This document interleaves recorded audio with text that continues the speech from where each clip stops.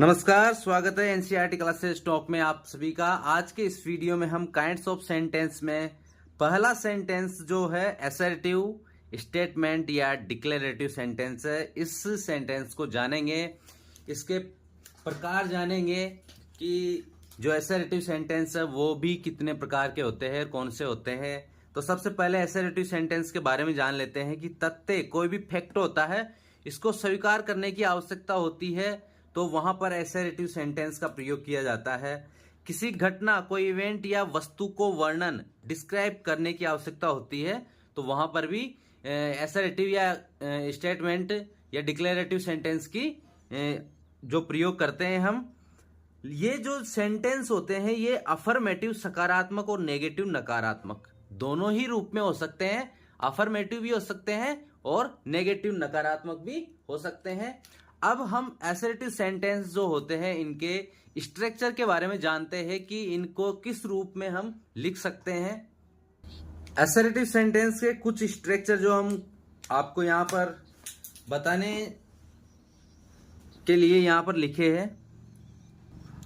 Assertive sentence के structure में सबसे पहले हम जान लेते हैं एस का मतलब यहां पर सब्जेक्ट है, ओ का मतलब ऑब्जेक्ट, सी का मतलब कॉम्प्लीमेंट है और V4 का मतलब है वर्ब की फर्स्ट फॉर्म में आईएनजी और V5 का मतलब है वर्ब की फर्स्ट फॉर्म में एस या ईएस लगाना। वर्ब की फर्स्ट फॉर्म, वर्ब की सेकंड और वर्ब की थर्ड फॉर्म। ठीक है, तो कुछ इस तरह से होते हैं सब्जेक्ट, वर्ब, ऑब्जेक्ट या कॉम्प्लीमेंट। सब्जेक्ट होता है वर्ब की फर्स्ट फॉर्म या वर्ब की पांचवी फॉर्म जो एस या ईएस वाली होती है, और object subject is, are, am, helping verb के रूप में वॉज, वर और वर्ब की फोर्थ फॉर्म ऑब्जेक्ट या कॉम्प्लीमेंट। सब्जेक्ट मॉडल, बी और वर्ब की जो चौथी फॉर्म होती है आईएनजी फॉर्म वो। तो ये जो सेंटेंस है इनको इस तरह से हम लिखते हैं। ये एक एग्जांपल के तौर पर स्ट्रक्चर बताया है आपको। अब हम सेंटेंस से जानेंगे कि कौन से सेंटेंस जो है अफर्मेटिव है, कौन से सेंटेंस नेगेटिव है। पहले हम अफर्मेटिव सेंटेंस को लिखेंगे कि अफर्मेटिव सेंटेंस के एग्जाम्पल। तो सबसे पहले अफर्मेटिव सेंटेंस सब्जेक्ट से शुरू होता है, उसके बाद में वर्ब और ऑब्जेक्ट या कॉम्प्लीमेंट। इसमें हेल्पिंग वर्ब भी आ सकती है। वर्ब का मतलब यहां पर वर्ब का मतलब होता है मेन वर्ब भी हो सकती है और हेल्पिंग वर्ब भी हो सकती है। ठीक है, वर्ब में दोनों हो सकती है। तो यहां पर एक एग्जाम्पल लेते हैं, we are playing cricket. We are playing cricket. अब इस सेंटेंस के स्ट्रक्चर में हम जानते हैं कि सबसे पहले यहां जो वी है सब्जेक्ट। वी क्या है? सब्जेक्ट है। आर जो है ये हम टेंस में पढ़ चुके हैं पहले, इससे पहले टेंस के सभी वीडियो हम अपलोड कर चुके हैं हमारे यूट्यूब चैनल पे, आप प्लेलिस्ट में जाकर देख सकते हो। आर जो है वो है हेल्पिंग वर्ब और प्लेइंग खेल रहा है तो ये है मुख्य क्रिया मेन वर्ब और क्रिकेट जो है ये है ऑब्जेक्ट। अब यहां पर नेगेटिव सेंटेंस नकारात्मकता का नहीं का कोई भाव नहीं है, नहीं शब्द का कोई जिक्र नहीं है, इसलिए ये सेंटेंस कौन सा होगा? अफर्मेटिव सेंटेंस होगा, सकारात्मक सेंटेंस होगा। उसी तरह से हम एक और उदाहरण लेते हैं, राम इज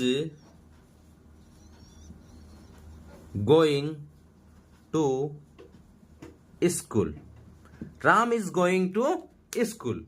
तो यहां पर भी राम सब्जेक्ट है, इज जो है यह है हेल्पिंग वर्ब, गोइंग है मेन वर्ब, टू जो है प्रीपोजिशन है, किसी एक स्थान से दूसरे स्थान पर जाते हैं तब वहां पर प्रीपोजिशन का प्रयोग किया जाता है। गति करके कोई व्यक्ति एक स्थान से दूसरे स्थान पर जाता है। तो स्कूल जो है यहां पर है ऑब्जेक्ट।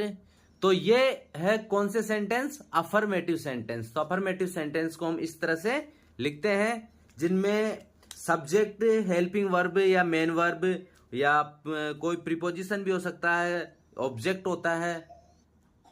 यहां पर Ram studies English, Ram subject है, स्टडीज यहां पर ये वर्ब की 5वीं फॉर्म है, क्योंकि फर्स्ट फॉर्म होती है स्टडी, तो इसमें वाई हटाकर IES लगाया है, तो ये 5वीं फॉर्म है और ये ऑब्जेक्ट है इंग्लिश। तो ये भी क्या है, एक अफर्मेटिव सेंटेंस है। ठीक है, तो अफर्मेटिव सेंटेंस में वर्ब की 5वीं फॉर्म या फिर हेल्पिंग वर्ब, मेन वर्ब, ये सब आते हैं। नॉट शब्द का प्रयोग नहीं किया जाता है। जो अफर्मेटिव सेंटेंस होते हैं वो साधारण वाक्य होते हैं, सकारात्मक वाक्य होते हैं।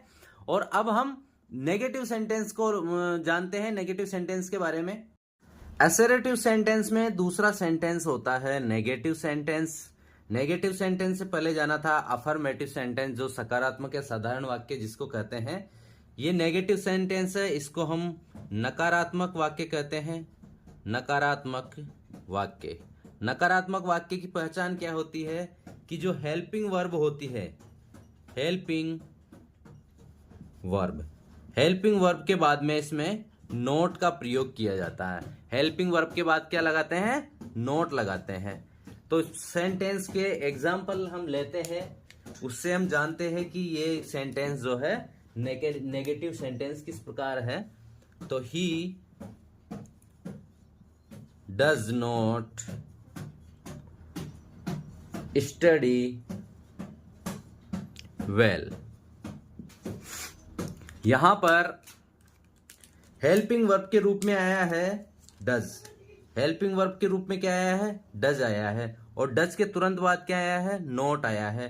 हेल्पिंग वर्ब है ये, हेल्पिंग वर्ब के तुरंत बाद क्या है, नोट है। तो जिस सेंटेंस में हेल्पिंग वर्ब के तुरंत बाद नोट आता है तो वो सेंटेंस क्या होता है, वो सेंटेंस नेगेटिव सेंटेंस कहलाता है।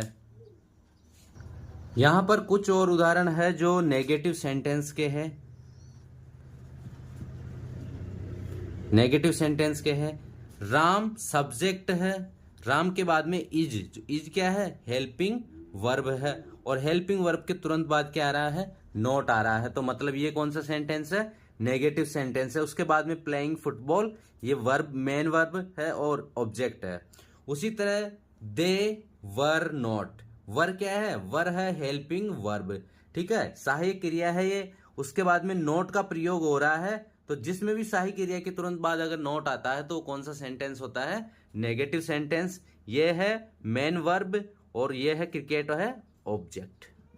उसी तरह I have written a book, यहां पर इस सेंटेंस में नोट का प्रयोग नहीं किया गया है, इसलिए यह सेंटेंस नेगेटिव सेंटेंस नहीं होगा। यह सेंटेंस होगा कौन सा, affirmative sentence. I have written a book, यहां पर हेल्पिंग वर्ब है और हेल्पिंग वर्ब के बाद में यहां क्या आई है, मेन वर्ब आई है, तो ये नेगेटिव सेंटेंस नहीं है।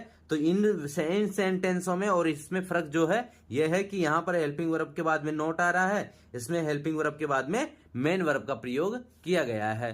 तो इस तरह से